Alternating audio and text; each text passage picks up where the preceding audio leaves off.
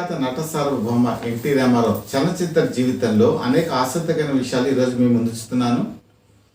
వజ్రోత్సవ వేడుకలు అంటే ఎన్టీ రామారావు చలనచిత్ర జీవితంలోకి అడుగుపెట్టి 75 సంవత్సరాలు పూర్తయిన సందర్భంగా ఈరోజు ప్రత్యేకమైన ముచ్చట్లు కూడా మీతో ముచ్చరించదలుచుకున్నాను. దాసరి నారాయణరావు ఈ దర్శకుడు ఎన్టీ రామారావుతో అద్భుతమైన కళాఖండాలు తీశారు. బొబ్బులి పులి, సర్దార్ పాపారాయుడు, మనుషులంతా ఒకటే, ఇలాంటి సినిమాలు ఎన్నెన్నో. ఇవన్నీ కూడా ఎన్టీ రామారావు నటనకు మచ్చు తునకలు. ఎన్టీ రామారావు దాన వీర శూర కన్నా ఇది 1977 సంవత్సరంలో రిలీజ్ అయిన సంగతి అందరికీ తెలిసిందే. ఇందులో కర్ణుడు పాత్ర ఒకటి ఉంటుంది. ఆ కర్ణుడు పాత్రలో ఒక డైలాగ్ కూడా ఉంటుంది. దుర్యోధనుడు అడుగుతాడు కర్ణుడిని, ఎవరిని పెళ్లి చేసుకోదలుచుకున్నావు అని చెప్పేసి. అప్పుడు ఏకలవ్యుడి సంబంధించినటువంటి చెల్లెలు ప్రభావతిని నేను పెళ్లి చేసుకుంటానని చెప్పి ఒక డైలాగ్ కూడా ఉంటుంది. అదే సందర్భంలో అసలు ఏకలవ్యని సినిమాగా తీద్దాము అని చెప్పేసి మొట్టమొదటి అనుకున్నది దాసరి నారాయణరావు.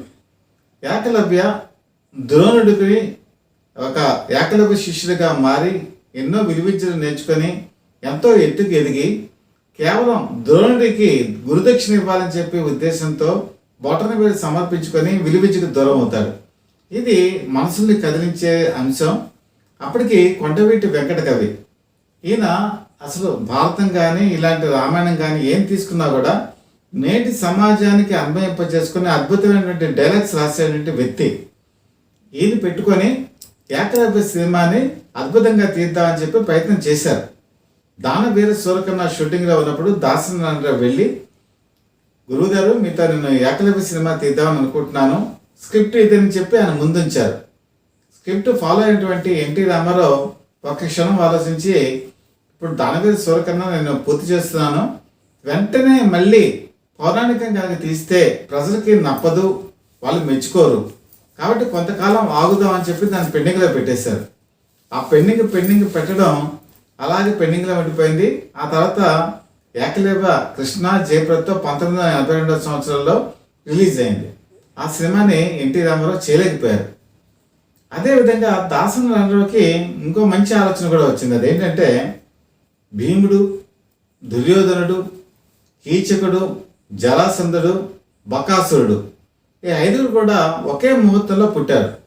వీళ్ళిద్దరూ అందరూ కనుక తీసుకుంటే సింహబలులే.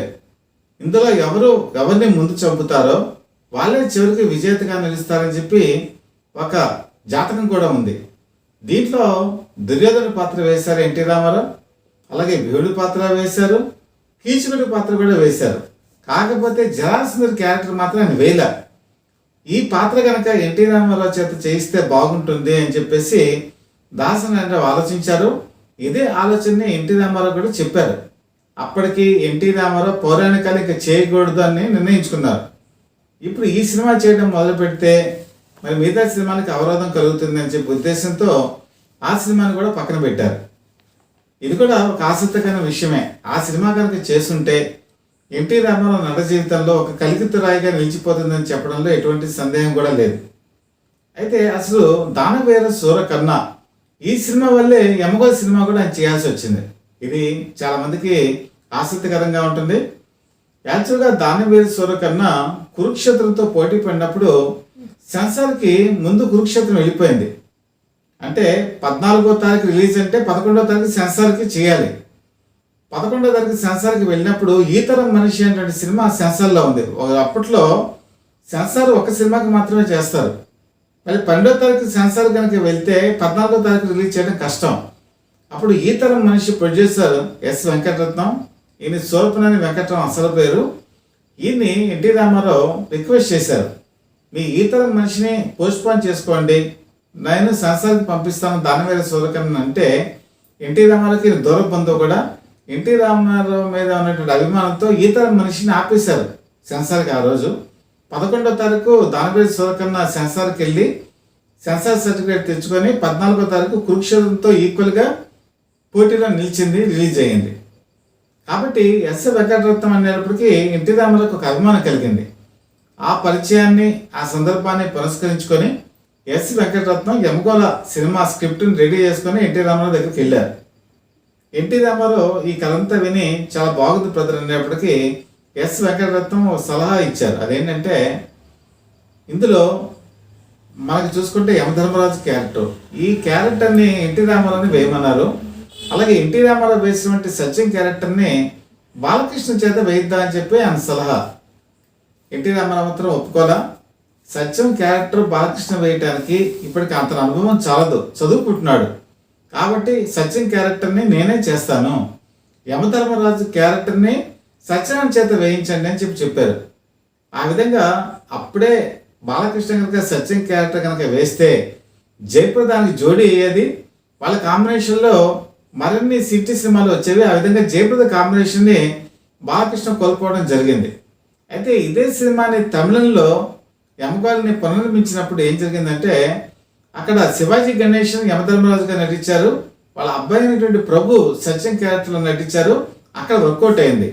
ఆ విధంగా ఎన్టీ రామారావు మార్పులు చేర్పులు చేసి యమగాల్లో తన నటనా వైదేశాన్ని ప్రకటించడం జరిగింది. ఇదొక విచిత్రమైన విషయం. అయితే ఎన్టీ రామారావు చివరి జానపద చిత్రం సింహబలుడు. ఈ సింహబలుడు 1978 ఆ ప్రాంతాల్లో నిర్మితం అవుతున్నప్పుడు ఇదే పోటీగా సింహగర్జన సినిమా కూడా వస్తోంది. దానికి కృష్ణ, గిరిబాబు కూడా అందులో మెయిన్ హీరోసే. ఇది గిరిబాబుని నిర్మిస్తున్నారు. చాలామంది ఎన్టీ రామారావు దగ్గరికి వెళ్ళి మీరు దానవీర సూరకర్ణ చేసినప్పుడేమో కురుక్షేత్రం తీశాడు కృష్ణ, ఇప్పుడు మీరు సింహబలుడు చేస్తున్నప్పుడేమో మళ్ళీ సింహగర్జన అనే సినిమా తీస్తున్నాడు, దానికి గిరిబాబు ప్రోత్సాహం ఉంది. ఇలా మీరు తీసే ప్రతి సినిమాకి ఇలా పోటీగా వాళ్ళు తీస్తూ ఉంటే ఇది సినీ పరిశ్రమకి ఆరోగ్యకరమైనటువంటి విధానం కాదని చెప్పారు. వాళ్ళు చెప్పింది ఏంటంటే సింహబలుడు స్టోరీ, సింహగర్జన స్టోరీ ఒకటే అని. అంతెందుకు అది చెప్పింది కూడా కె రాఘవేంద్రరావే. అయితే ఎన్టీ రామారావు కూడా కోపం వచ్చింది. ఇలా నేను తీసే ప్రతి సినిమాకి కృష్ణ పోటీగా రావడం ఏంటని చెప్పి కోపగించుకున్నారు. ఆ కోపం అటుపోయి ఇటుపోయి గిరిబాబు మీద కూడా వెళ్ళింది. ఈ విషయం నా గిరిబాబు కిన్నుడయ్యాడు. అదేంటి, నేను తీస్తున్న సినిమా వేరే సబ్జెక్టు, ఈయన సబ్జెక్టు కాదని చెప్పేసి ఒకరోజు కబురు పంపించారు, అన్నగారు మిమ్మల్ని నేను తెల్లవారుజామున కలుస్తాను వస్తానని. సరే రమ్మని చెప్పారు. గిరిబాబు చూడగానే కోపం నష్టానికి ఎక్కింది ఎన్టీ రామారావుకి. ఎందుకంటే తనకు పోటీగా సినిమా తీస్తున్నాడని. ఇది జరిగింది తెల్లవారుజామున 4:30కి. గిరిబాబు వెళ్ళి నమస్కరించి అప్పుడు చెప్పారు, గురువుగారు మీరు నా మీద కోపం ఉంటుంది, నేను మీకు పోటీగా సినిమా తీస్తున్నానని, నా కథ మీకు చెప్తాను, ఒకవేళ మీ కథ నా కథ ఒకటే అయితే నేను ఈ సినిమా డ్రాప్ అయిపోతాను, ఈ సినిమా నేను తీయను అని చెప్పి అన్నారు. అయితే చెప్పు బ్రదర్ అన్నారు. అనేటప్పటికీ స్టోరీ అంతా మొట్టమొదటి నుంచి చివరి వరకు కూడా చెప్పుకొచ్చారు. అది విన్న ఎన్టీ రామారావుకి కోపం ఒక్కసారిగా ఎగిరిపోయింది.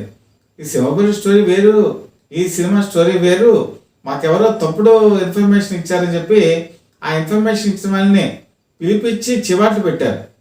ఇలా మా బ్రదర్ గిరిబాబు వేరే సబ్జెక్ట్తో సినిమా తీస్తుంటే మీరు నాకు చెడ్డగా చెప్తారా అని చెప్పేసి కోపగించుకున్నారు. మీకేం పర్వాలేదు బ్రదర్, మీరు వెళ్ళి సినిమా తీసుకోండి, మీ సినిమాకి నా సినిమాకి సంబంధం లేదు, మీరు ఎప్పుడైనా సరే నాకు ఒక సన్నిహితుడే అని చెప్పి ధైర్యం చెప్పడం కూడా జరిగింది. అంటే ఎన్టీ రామారావుకి కోపం వచ్చినా అనుగ్రహం వచ్చినా కూడా చాలా విపరీతంగా ఉంటుంది. చిన్నపిల్లాడి మనస్తత్వం అయింది. కాబట్టి ఆ సింహబలుడు, సింహగర్జన వేరు స్టోరీస్ అనుకుని గిరిబాబుని ప్రోత్సహించడం జరిగింది. అలాగే తర్వాత తన సినిమాల్లో కూడా గిరిబాబుని ముఖ్యమైన పాత్ర ఇచ్చి ప్రోత్సహించడం కూడా జరిగింది. ఈ రెండు కూడా విజయవంతం అయ్యాయి. కాబట్టి ఎన్టీ రామారావు తను ఏదనుకున్నా అది ముక్కుసూటిగా చేసుకెళ్ళిపోతాడు. ఒక ఉదాహరణ చెప్పాలంటే సంపూర్ణ రామాయణం. ఈ స్క్రిప్ట్ ఆల్రెడీ ఎన్టీ రామారావు దగ్గర ఉంది. అయితే బాపు రమణలో ఈ సినిమా తీద్దామని చెప్పి అనుకున్నప్పుడు వాళ్ళకి తెలిసిన విషయం ఏంటంటే ఎన్టీ రామారావు దగ్గర సంపూర్ణ రామాయణ స్క్రిప్ట్ ఉంది, అది ఎప్పుడైనా తీయచ్చు, మళ్ళీ పోటీ వస్తే ప్రమాదం అని చెప్పి తెల్లవారుజామున వాళ్ళ ఇంటికి వెళ్ళారు. వెళ్ళి ఇలా సంపూర్ణ రామాయణం మేము సినిమా తీస్తున్నామంటే ఎన్టీ రామారావు అన్నారు, ఇప్పుడు నాకు ఖాళీ లేదు అని చెప్పారు. అంటే తీసేది మీతో కాదండి అన్నారు. అయితే మరి నా దగ్గరికి ఎందుకు వచ్చారు అన్నారు.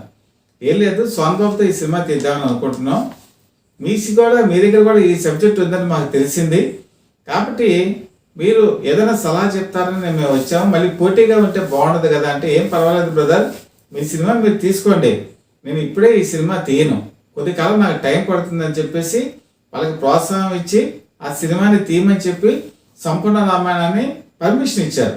అంటే ఎన్టీ రామారావు బాపు రామాయణం అంటే చాలా గౌరవం, అలాగే సోన్బాబు అన్న కూడా చాలా అభిమానం. సంపూర్ణ రామాయణం సూపర్ డూపర్ హిట్ అయింది. ఆ తర్వాత కాలంలో అదే స్టోరీని కొద్దిగా మార్చి ఆయన ఏం చేశారంటే శ్రీరామ పట్టాభిషేకం అంటే సినిమా తీశారు. అది యావరేజ్గా ఆడింది, పెద్ద హిట్ అవ్వకపోయినా కూడా పర్వాలేదు. ఆ విధంగా ఎన్టీ రామారావు కొత్త నటీనటులకు కానీ దర్శకులకు కానీ ఎవరైనా సరే వాళ్ళకి ప్రోత్సాహం ఇచ్చేవాళ్ళు, సలహాలు సూచనలు ఇచ్చేవాళ్ళు, వాళ్ళకి సహాయ సహకారాలు అందించేవాళ్ళు. అది ఎన్టీ రామారావుకు ఉన్న గొప్పతనం, మంచితనం.